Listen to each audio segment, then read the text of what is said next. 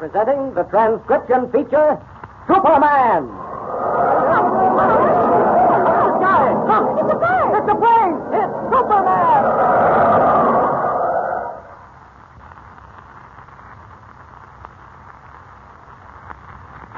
And now, Superman, strange visitor from the planet Krypton, who came to Earth with physical powers far beyond those of mortal men, and who fights a never-ending battle for truth and justice, disguised as Clark Kent, mild-mannered reporter for a great metropolitan newspaper.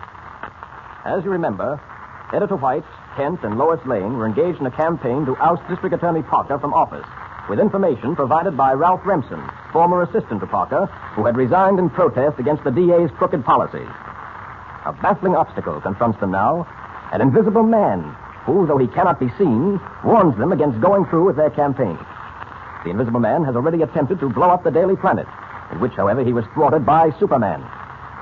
When we last saw them, Editor White, Kent, Lois, and Remsen were in the office of the mayor, who had just pledged his support, when the voice of the invisible man warned him to have no part in it. Listen. Don't be misled, Mr. Mayor, into thinking that because I'm invisible, I can do you no harm. This is preposterous. Look here, you people. Is this some sort of stupid trick you're playing on me? Some joke that I wish it were only a joke, Your Honor. That voice you hear is the voice of the invisible man. Ridiculous, Mr. White. There can't be such a thing as an invisible man. It does sound ridiculous, doesn't it? Of course, Mr. Remsen. But we know there is an invisible man. I'm afraid Mr. Remsen is right, Your Honor. You see, we've heard that voice before.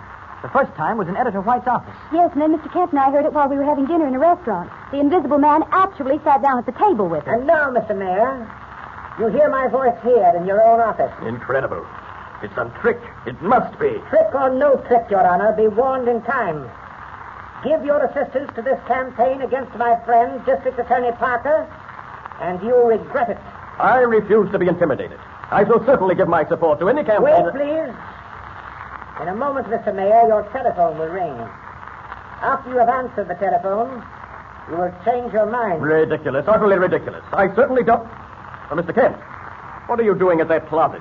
What right have you, sir, to open that closet and examine the inside? Yes, Clark. What's the idea? Well, nothing, Chief. I was just sort of looking around. Looking for what, sir? Why, I don't know. A dictaphone or a telephone. Yes, Your Honor, your phone is ringing. Pick it up and answer it. Or perhaps you are afraid. Afraid? Why should I be afraid? Hello? Yes, this is the mayor speaking. Oh, yes, my dear. What's that? Yes? Yes? I see.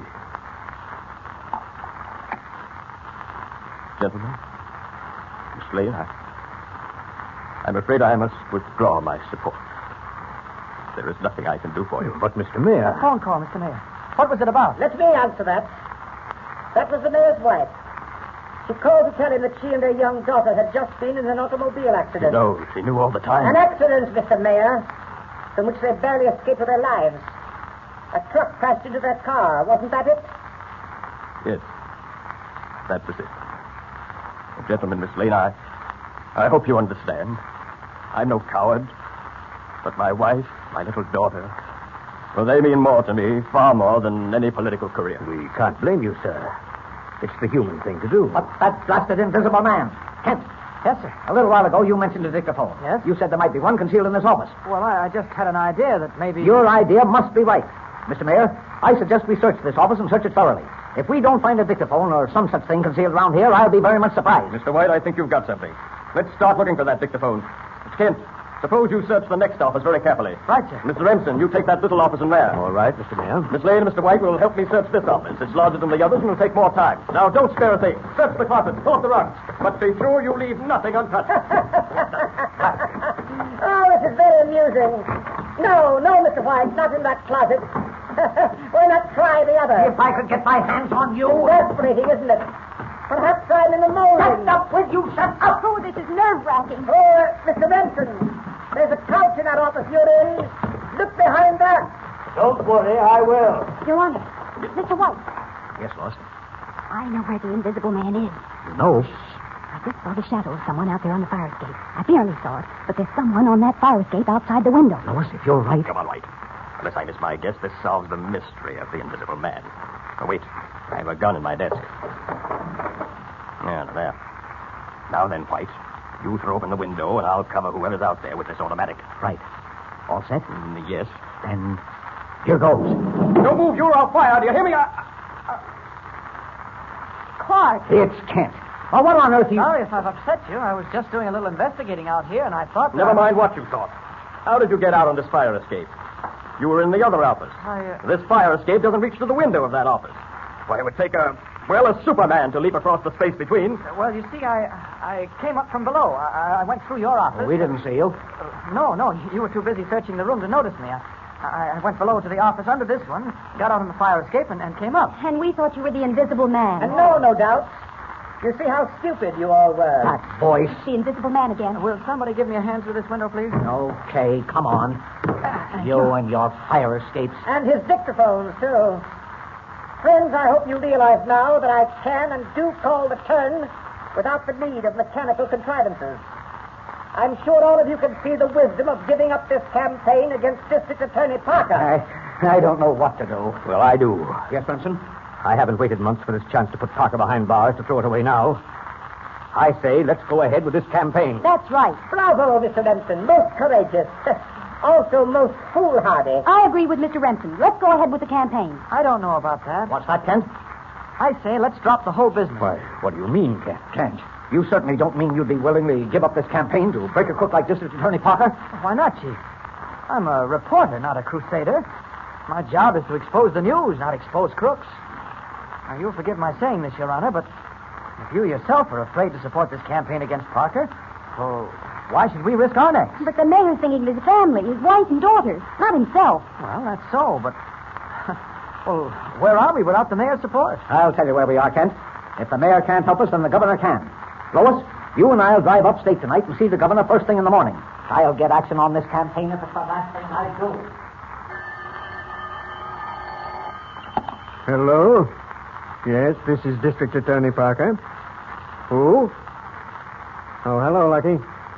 Yeah? Now, wait a minute, Lucky. Yes, I know all about the story in the Daily Planet. Well, what can I do about it? What? Now, wait a minute, Lucky. Don't get tough with me. What? All right.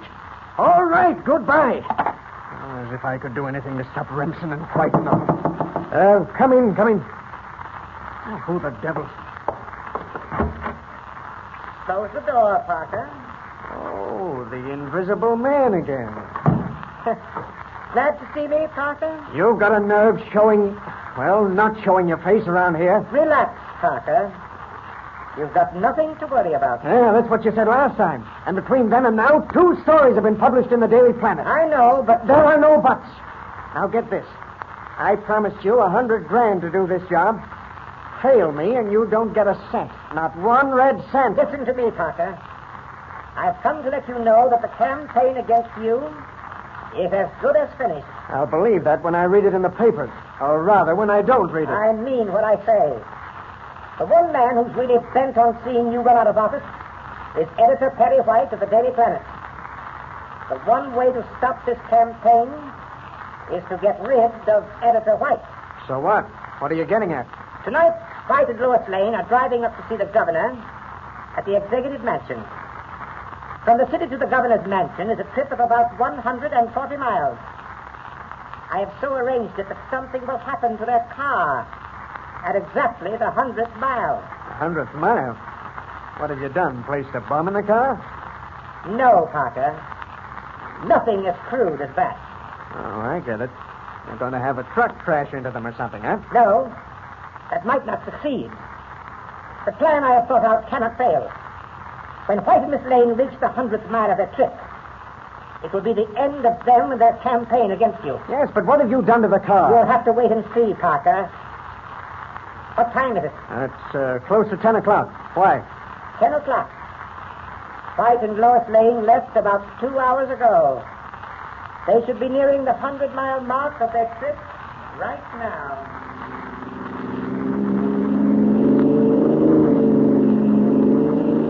Any for your thoughts, Lois? What? Oh, I was just thinking. About Kent? Yes. funny, his acting the way he did, wanting to give up this campaign against Parker. Oh, he'd never been very courageous, but, well, I never thought he was that cowardly. Best forget it. Tired? A little. Say, you're certainly pushing this car along. Must be doing 70. There's not much traffic on the highway this time of night. How far do we still have to go before we reach the executive mansion? About 40 miles, I'd say. Let's see.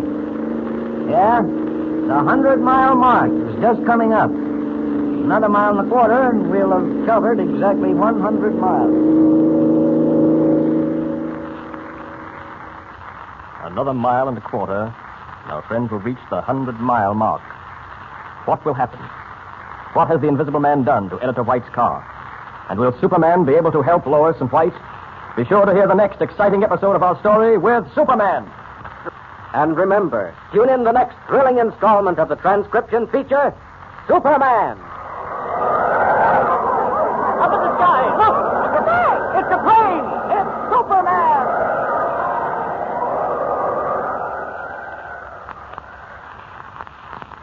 Superman is a copyrighted feature appearing in Action Comics magazine.